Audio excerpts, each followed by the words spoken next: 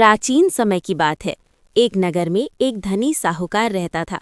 उसके पास धन दौलत की कोई कमी नहीं थी, लेकिन उसके जीवन में एक बहुत बड़ी कमी थी।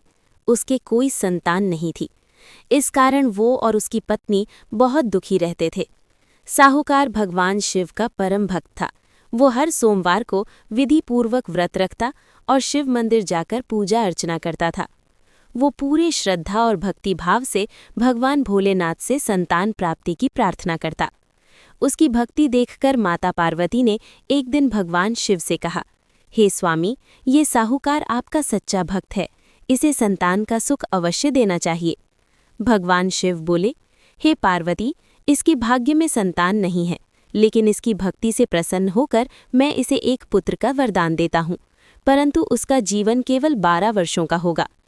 कुछ समय बाद साहूकार के घर एक सुंदर पुत्र का जन्म हुआ। पूरे घर में खुशियों का माहौल छा गया। लेकिन साहूकार और उसकी पत्नी को ये ज्ञात था कि उनका पुत्र केवल 12 वर्ष तक ही जीवित रहेगा, इसलिए वे हर पल उसे बहुत प्रेम और स्नेह देते थे। जब वो बालक 11 वर्ष का हुआ तो साहूकार ने उसे शिक्षा प्राप्त करने के लिए काशी भेजने का निर्णय लिया। उसके साथ उसके मामा को भी भेजा गया। रास्ते में वे दोनों कई स्थानों पर रुकते और धार्मिक कार्य करते हुए आगे बढ़ते। एक दिन वे एक नगर में पहुंचे, जहां एक राजा की पुत्री का विवाह होने वाला था।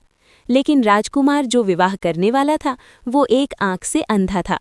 राजा नहीं चाहता था कि ये बात सबको पता चले, इसलिए उसने साहूकार के सुंदर पुत्र को दूल्हे के स्थान पर बैठा दिया और विवाह संपन्न करा दिया। विवाह के बाद जब वो बालक जाने लगा तो उसने राजकुमारी के लिए एक पत्र लिखकर छोड़ दिया, जिसमें उसने सच्चाई बता दी कि असली दूल्हा कौन है। जब राजकुमारी ने वो पत्र पढ़ा तो उसने उस अंधे राजकुमार के साथ जाने से मना कर दिया। उधर साहूकार का पुत्र और उसका मामा आगे बढ़ते हुए काशी पहुंच गए।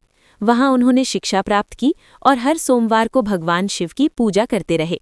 जब बालक की आयु 12 वर्ष पूरी होने को आई तो उसने एक दिन अपने मामा से कहा कि उसे बहुत कमजोरी महसूस हो रही है। उसके मामा ने उसे आराम करने के लिए कहा और स्वयं पूजा करने चले गए। उसी समय भगवान शिव और माता पार्वती वहां से गुजरे। माता पार्वती ने उस बालक को मृत अवस्था में देखा और भगवान शिव से उसे जीवित करने की प्रार्थना की। भगवान शिव पहले तो बोले कि ये उसके भाग्य में नहीं है, लेकिन माता पार्वती के आग्रह पर उन्होंने उस बालक को पुनः जीवन दे दिया। जब मामा वापस आए तो उन्होंने बालक को जीवित देखा और बहुत प्रसन्न हुए। उन्होंने भगवान शिव का धन्यवाद किया और काशी में कुछ दिन और रहकर पूजा अर्चना करते रहे। इसके बाद वे दोनों अपने नगर लौटने लगे। रास्ते में वे उसी नगर में पहुंचे जहां राजकुमारी का विवाह हुआ था। इस बार राजा ने अपने वचन के अनुसार अपनी पुत्री का विवाह उसी बालक से कर दिया। अब वो बालक अपनी पत्नी के साथ अपने घर पहुंचा। साहूकार और उसकी पत्नी अपने पुत्र को जीवित देखकर अत्यंत प्रसन्न हुए।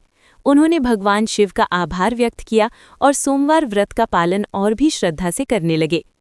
इस कथा से हमें ये शिक्षा मिलती है कि सच्ची श्रद्धा और भक्ति से भगवान शिव अवश्य प्रसन्न होते हैं। सोमवार का व्रत करने से सभी मनोकामनाएं पूर्ण होती हैं और जीवन के कष्ट दूर हो जाते हैं। व्रत का महत्व। सोमवार का व्रत विशेष रूप से भगवान शिव को समर्पित होता है। इस दिन उपवास रखकर शिवलिंग पर जल, दूध, बेलपत्र चढ़ाकर और कथा सुनकर पूजा करने से सुख समृद्धि, संतान सुख और मनचाहा जीवन साथी प्राप्त होता है। ओम नमः शिवाय।